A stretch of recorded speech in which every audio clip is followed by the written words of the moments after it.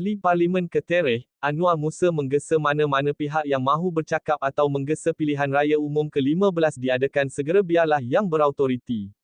Anwar yang juga Menteri Komunikasi dan Multimedia berkata ketetapan UMNO berhubung PRU 15 masih lagi sama-sama.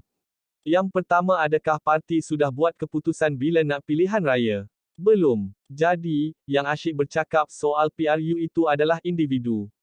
Jadi, bila individu kita kena tengok pula pada kedudukan dia.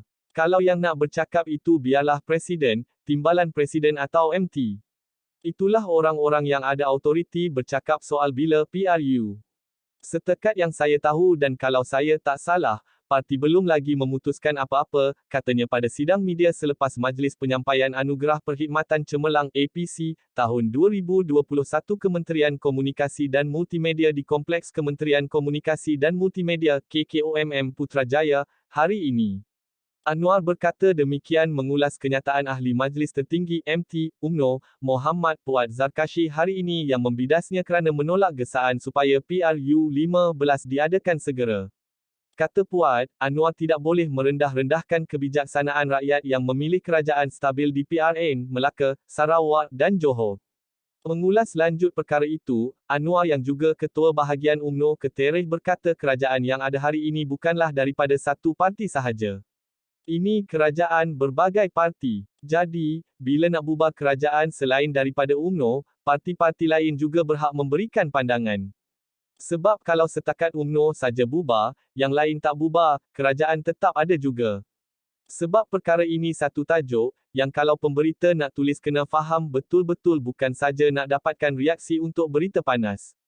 Saya tak nak terjebak dalam polemik, orang yang kata sokong, kata itu dan itu, tak selesai. Ambil perkara asas, pertama, UMNO sendiri tak bincang apa-apa lagi dan tak buat keputusan apa-apa lagi, katanya. Jelas Anwar, semua orang boleh beri pendapat namun kerajaan pimpinan Perdana Menteri Ismail Sabri Yaakob sangat komited untuk meneruskan segala kerja yang telah diputuskan dan diasaskan oleh pentadbirannya. Jadi, kena bezakan berita daripada orang yang berautoriti dengan orang-orang biasa.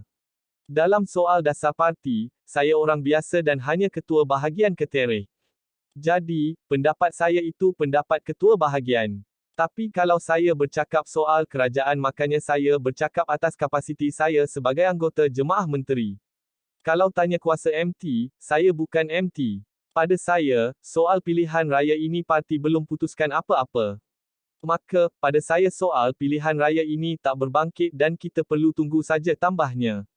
Sementara itu, Anwar juga menafikan spekulasi gesaan mengadakan PRU 15 kerana terdapat usaha mahu menjatuhkan Perdana Menteri Ismail Sabri Yaakob. Tidak, ini adalah tahun kelima Parlimen ke-14. Penggal kelima Parlimen ke-14 memang penggal pilihan raya. Jadi, kalau orang bercakap pasal pilihan raya pun memang okeylah sebab masa ini masa orang bercakap tentang pilihan raya tetapi yang bercakap itu ada autoriti ataupun tidak. Yang tak ada autoriti beri pendapat. Tak apalah semua orang nak beri pendapat. Orang ini nak cepat, orang ini kata kena lambat, ada yang kata lepas belanjawan. Tak apalah, itu satu kelaziman apatah lagi sekarang kita ada media sosial, siapa-siapa boleh beri pendapat.